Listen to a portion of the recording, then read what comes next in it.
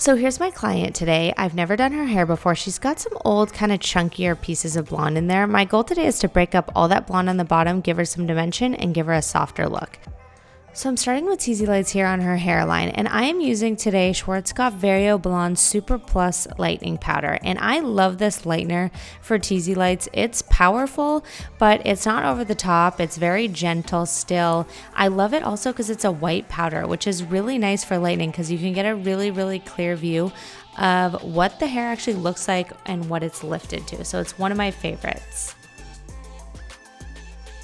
So I'm doing the same exact thing on the other side, just two back-to-back weaved Teasy lights. And this is to bring that bright pop around her face, but I'm weaving them because I want them to be soft when she pulls her hair back and no harsh lines of demarcation.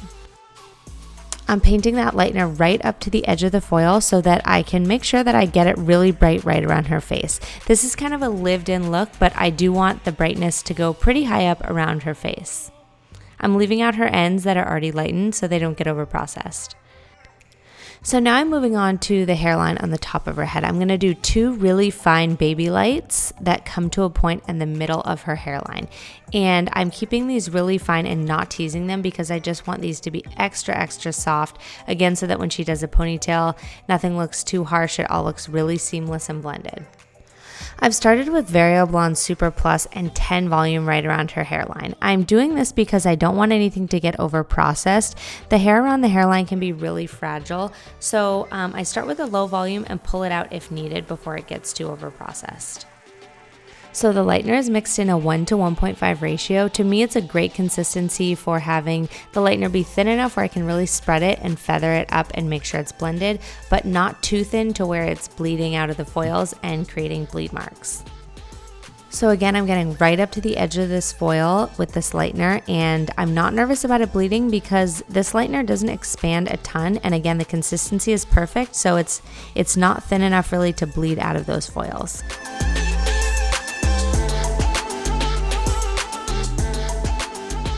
Right behind those two front little baby lights that I just did, now I'm going to start doing Teasy lights in bigger sections. So this is going to give her that really bold money piece. So I took a small section right behind those two foils and weaved it and backcombed it. If you wanted to do a bolder, really bold poppy money piece, you could totally slice instead of weave. I chose to do a weave because I just like to have it be really soft up against that hairline. So right behind that foil, I'm doing another section, and these foils are back to back. There's no hair left in between except the dropout from that weave. Again, I'm doing another weave. If you want a really bold look, do a slice instead of a weave here. I'm still continuing on here with my Vario Blond Super Plus Lightener with the 10 volume. Again, the hair on the hairline is just so fragile, so I like to start with a low volume developer to make sure it doesn't get over processed. And right behind those two foils, I'm doing one more foil, which will finish off the money piece. And you can see here that I'm using a board to paint on, which I love to get a blended look.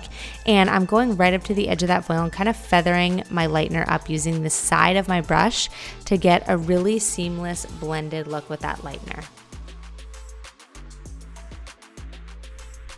Okay, so now I'm going to go on the underneath hairline, which is also such an important part of the whole look because when people pull their hair up, they want to see some brightness underneath as well. So I took two sections right along her hairline and I'm doing the same exact thing. I weaved and backcombed them. I'm using my lightener to feather up to the top of that foil and get a soft, blended, seamless look with my lightener. I'm leaving out the ends that are already blonde because I don't want them to get over processed.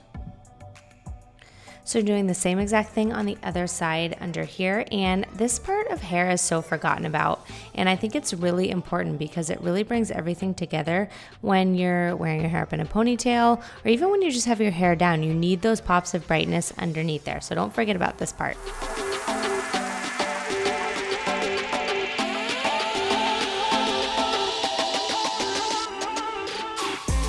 So now I'm going to go in and do some lightening on the sides. I'm doing diagonal back sections. I'm going to do about 3 foils on either side of her head. I don't want to add in a ton of lightness because remember, one of my main goals is to add dimension throughout her ends. So if I just go in and do a ton of lightening, it's going to defeat the whole purpose of the appointment. So that's really important to keep in mind, that you don't want to over blonde. Less can be more. Place the foils where it matters and where it will be impactful. So I did switch to 20 volume for these side foils. So it's still Schwarzkopf Vario Blond Super Plus with 20 volume. I did one other foil right above that one, about an inch above it, that was diagonal back as well.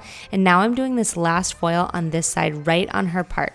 And again, this one is a little bit softer and finer because it's an area that's going to show a lot. So I want to make sure it's really seamless. So again, 3 foils on either side. I'm going to do the same exact thing on the other side, and then I'm going to move to the back. Okay, so here I am in the back of the head. I did 1 horizontal foil to start, weaved and backcombed it, and I'm gonna paint some lightener on back here to break up all this dark that she has. Again, I don't wanna over blonde, I don't wanna add too many foils, but I do wanna break up all this darkness she has under there so that the whole look is cohesive and it kind of flows together.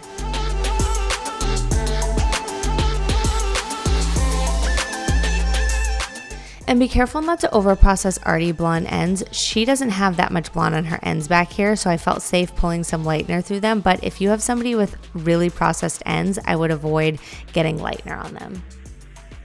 So now I'm continuing on to the next step, and I'm doing a V-shaped section and weaving and backcombing this. This section is about 2 to 2.5 inches above that horizontal foil that I just did.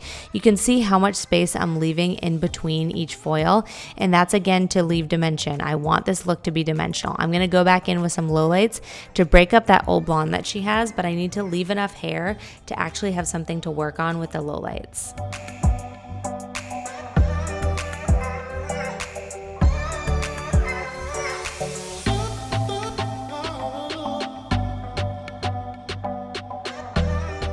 So now I'm going to do another horizontal foil about 1 inch to 1.5 inches right above that last one. And I'm going to do the same thing, weave and backcomb it and paint it. And then right above that one, I'm going to do 1 more horizontal. So that basically totals 4 foils in the back here. So the 1 big horizontal one, V-shaped above it, and right above that, 2 horizontal foils to finish off the crown. So now I'm going to go back in between the foils, and I'm going to add some lowlights to break up all that blonde that was pretty solid on her ends and give her some dimension. So I'm going to take big chunky sections here so that the lowlights don't get lost. So I'm going to spray each section of hair with water. I feel like sometimes on blondes who are pretty porous, the water can help to even out the porosity of the hair. So I'm going to spray each section with water, brush that through so it's evenly distributed, and then I'm going to paint on IGORA Vibrance 8-0 and 7-65 with 6 volume gel activator. And I'm going to make sure that I get really good saturation on all of these lowlights. I want this to really get through that whole section. This isn't surface painting. I do want it to cover the entire section. So I'm saturating that hair with my formula, which again is IGORA Vibrance 8-0 and 7-65 with 6 volume gel developer. I've picked this formula because the 8-0 is a neutral, which I think the neutrals are really well balanced. They're not too cool and not too warm, and 7-65 is warm. So I basically want some warmth in there so that those porous blonde ends don't look too hollow.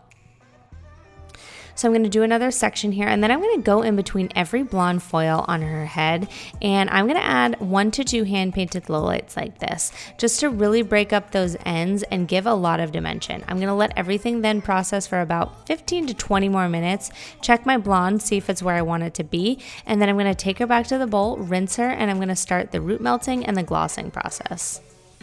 So now I'm going to start applying the root melt, and this is just to make sure that there's no visible line of demarcation. You can't tell where those light pieces start and her natural base ends. I'm root melting her with IGORA Vibrance 8-0, 7-65, and a little bit of 7-1. So basically the low light formula with a little bit of 7-1 added just to make sure it's not too warm. I love to combine a natural with a warm and a cool to have a really rich and vibrant color that doesn't look hollow. I'm applying this color about 1 inch past where the light pieces start, and then I'm combing through with a wide tooth comb to make sure that everything's blended and there's no visible line of demarcation.